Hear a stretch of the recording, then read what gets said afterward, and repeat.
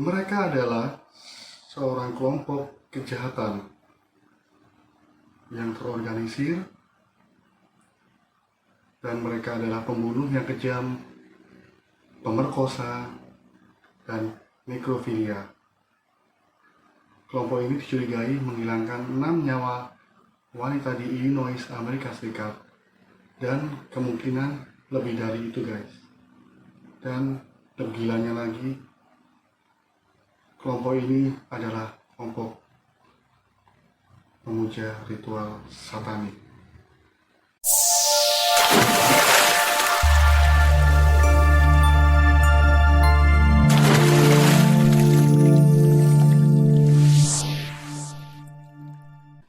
Assalamualaikum warahmatullahi wabarakatuh. Hai guys, welcome back to my channel Indra Dana, channel yang bahas kisah masa lalu, peristiwa masa lalu, tokoh-tokoh yang terkenal yang ada di masa lalu. Hari ini kita akan membawa sebuah kisah tentang tragedi pembunuhan yang berantai yang ada di Amerika Serikat waktu itu, yang udah lama ya guys, tahun 1980-an. Nah, pembunuhan berantai ini memang sangat kecil, dan dia adalah sebagai, dan kelompoknya ini sebagai kelompok yang mempunyai ritual pemuja setan, guys. Gimana ceritanya? Ikuti slide yang satu ini. The Reaper Crew, istilahnya lain adalah Chicago Reapers. Dia adalah kelompok kejahatan terorganisir yang terdiri dari Robin Gates, Edward Spritzer, Andrew Kokoraleis, dan Thomas Kokoraleis. Keempat kelompok ini guys adalah pemuja ritual satanisme, dan mereka dulu membunuh dan memutilasi korban-korbannya, khususnya adalah seorang wanita. Wanita yang dibunuhnya itu dijadikan sebagai tumbal persembahan dia ke Tuhan yang tercinta, yaitu satanik, guys. Berikut akan saya jelaskan korban-korbannya dan kronologi kejadiannya, guys.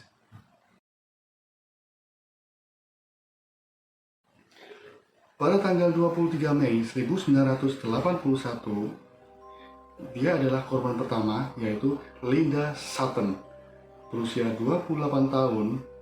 10 hari setelah pembunuhan tersebut, jasadnya ditemukan di lapangan Villa Park, Illinois, dengan tubuh yang termutilasi dan sudah meninggal, dan dada kirinya terpotong, dan dia dinyatakan meninggal, guys. Pada tanggal 15 Mei 1982, kelompok ini menculik wanita yang bernama Lorraine Borowski. Pada saat itu dia lagi pulang guys, kerja dari tempat kerjanya di kantor agen properti dia. Nah, dan mayatnya itu ditemukan 5 bulan kemudian di pemakaman di Clarendon Hills di daerah Illinois sana, guys. Nah, dia juga dinyatakan meninggal juga. Pada tanggal 29 Mei, kelompok ini bereaksi lagi, guys, dan menculik yang wanita keturunan Jepang ya, atau Chinese, dari Hanover Park, namanya Shuima. Mereka menculik Shuima ini dan memasukkan ke van dan memborgol dan menyayat dadanya dan langsung membuangnya di jalan dalam keadaan masih hidup, guys. Oh my god, gila ceritanya. Nah, 2 bulan kemudian, pada tanggal 28 Agustus 1982, jenazahnya yang diidentifikasi bernama Sandra Delaware.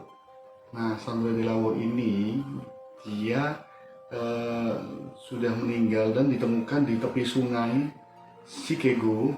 Nah, di tubuh wanita tersebut ada luka tusukan, cekian, dan ada kesamaan dari semua korban-korban yang ada guys. Jadi korban dari yang pertama, yang kedua kita tadi, dan sama, yaitu dada kirinya dipotong. Nah, hal yang sama juga terjadi pada tanggal 5 September. Itu ditemukan lagi jenazah yang diidentifikasi bernama Rose Davis, dan tubuhnya ditemukan di sebuah jalan kecil dengan kondisi yang sama persis itu guys. Jadi sama persis seperti apa? Sama persis seperti Sandra Delaware. Nah, kalau ini jenazahnya ditemukan seperti Sandra Delaware tadi guys. Ada luka tusukan dan di dada kirinya terpotong juga, dan dia juga dinyatakan meninggal juga guys. Pada tanggal 6 Oktober 1982, kelompok tersebut menembak seorang laki-laki yang bernama Rafael Tirado dan temannya bernama Alberto Rosario. Nah, untuk kali ini kan bukan buat untuk persembahan ya guys, memang dia lagi pengen hobi membunuh mungkin ya. Nah, dan ternyata selidik ternyata memang dia adalah pengedar dan ini sudah terkenal di Antero, Chicago. Nah, ini terjadi pada bulan Desember 1982.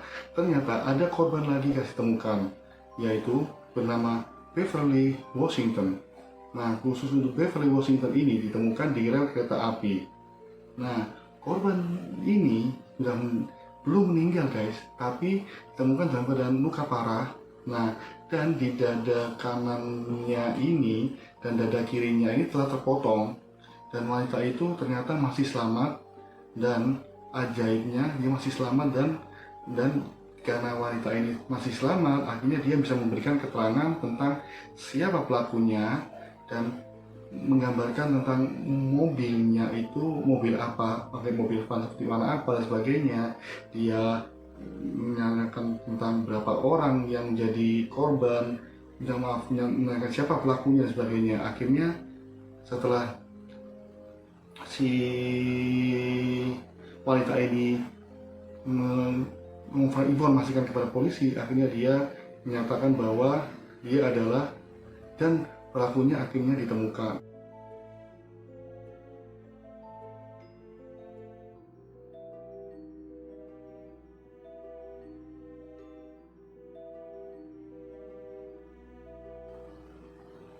David Gates. Awalnya polisi ini menangkap David, tetapi karena minim bukti yang didapatkan oleh pihak polisi, akhirnya David ini dibebaskan guys. Namun berkat laporan dari seorang manajer hotel, Gates ternyata pernah menyewa hotel atas nama dirinya guys, dan rekan-rekannya yang berempat tadi. Dia mengatakan bahwa di kamarnya sangat ramai pada waktu itu. Sang manajer tadi yang berkata ya guys gitu. Nah, sang manajer curiga kalau kelompok ini tuh memang melakukan hal-hal yang tidak di luar nalar, tidak di luar nalar ya teman-teman. Dia melakukan ritual satanik gitu ya guys. Nah, awalnya Gates ini tidak merasa bersalah dengan apa yang dia lakukan terhadap korbannya, tetapi dengan bukti-bukti dan pengakuan-pengakuan dari teman-temannya tadi, akhirnya si Gates ini tidak bisa mengelak lagi guys. Jadi dan pengadilan mencerca dengan berbagai macam dakwaan, akhirnya dia dinyatakan bersalah dan pengadilan memberikan hukuman penjara selama 120 tahun gitu guys. Setelah itu Spritzer ini bertugas sebagai mengemudi mobil van pada saat penculikan, dan dia menjelaskan untuk kejadian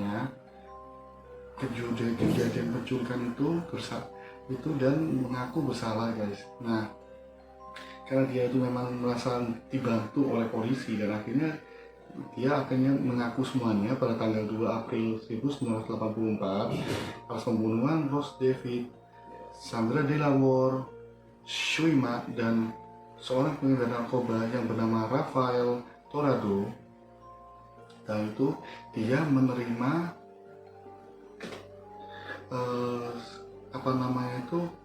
maksudnya itu karena dia sudah menjelaskan secara detail runtut, jadi dia menerima hukuman yang lebih ringan guys. Nah, sebelumnya hukuman mati sudah didapatkan ke dia, akhirnya hukuman itu sama pengadilan tinggi Chicago itu akhirnya menjadi hukuman seumur hidup. Pelaku lainnya yaitu Andrew Kokoraleis. Nah, si Andrew ini dihukum atas pembunuhan, pemerkosaan, dan penculikan terhadap Ross Davis dan Lorraine Borowski.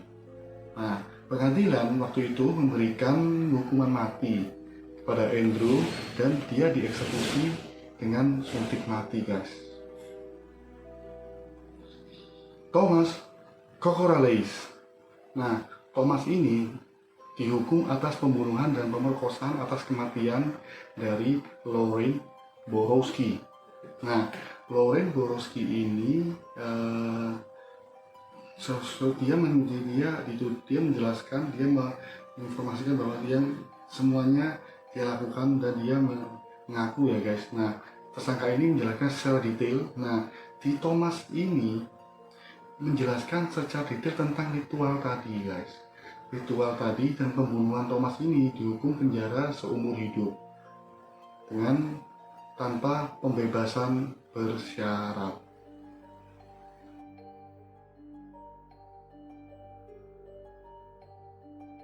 Tampaknya para pemuda ini ikut serta dalam tren pemujaan setan yang melanda negara itu pada tahun 1980-an, khususnya di kalangan remaja. Namun, kelompok ini telah melakukan ritual mereka lebih jauh lagi guys. Lebih jauh dari kebanyakan orang yang percaya waktu itu. Bahwa mereka bisa menghubungi sang kegelapan dan rekan-rekannya ini percaya. Nah, Gates ini ada mengambil daging yang telah mereka ambil. Nah, daging yang korbannya tadi ya guys, dari korbannya tadi itu mereka ambil menurut pengakuan dari Tommy Kokoraleis tadi, memotongnya, dagingnya tadi memotongnya di dada kiri tadi ya guys, dada kiri, dan mengkonsumsinya sebagai bentuk persekutuan dengan setan guys. Nah, Gates ini diduga memiliki altar yang berada di atas rumahnya di Northwest Side. Nah, tempat mereka berkumpul pada malam hari setelah istrinya pergi, guys. Konon dia melukis 6 salib merah hitam di dinding dan menutupi altar dengan kain merah.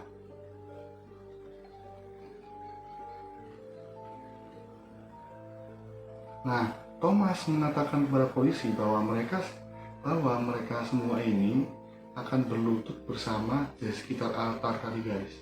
Nah, dan Gates akan mengeluarkan dada wanitanya, keenam wanita tadi yang sudah dimutilasi ini diambil.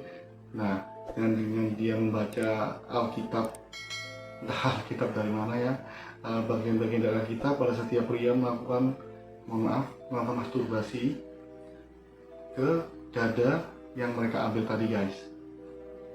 Nah, ketika semua orang sudah selesai, Gates akan memotongnya dan membagikan potongan-potongan tadi, potongan dipotong kecil-kecil. Nah, dibagikan kepada teman-temannya mereka gitu ya. Teman-temannya maksudnya itu yang ada di kelompok komunitasnya dia. Nah, Tommy sendiri mengatakan bahwa dia sendiri telah menyaksikan 2 pembunuhan dan berpartisipasi dalam hampir selusin ritual, dan banyak sekali ritual itu guys, gila. Nah, Ketika para detektif bertanya kepadanya waktu itu guys ya, Tommy, mengapa kamu melakukannya?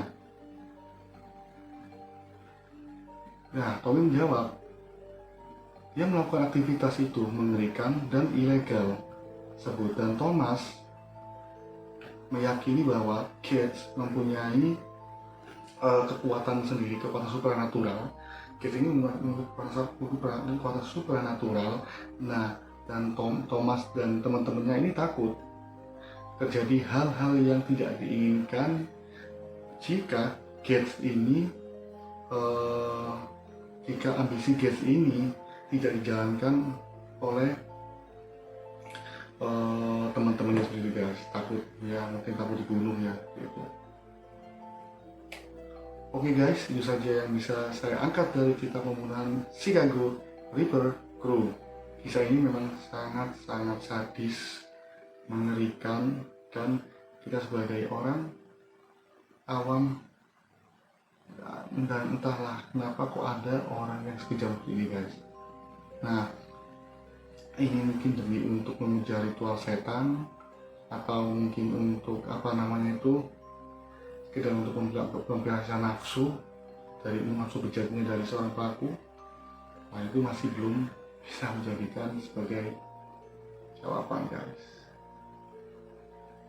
Oke guys, itu saja yang bisa saya angkat dari kisah Chicago Ripper Crew ini. Mohon maaf kalau seandainya ada kata-kata yang terlalu seronok atau mungkin terlalu vulgar ya, karena ini adalah fakta dari kisah dari Chicago Ripper Crew ini. Dia adalah seorang psikopat dan pemuja satanik. Oh ya, sebelumnya jangan lupa subscribe, like, komen sebanyak-banyaknya kan, agar channel ini bisa berkembang. Terima kasih atas perhatiannya hari ini. Wassalamualaikum warahmatullahi wabarakatuh.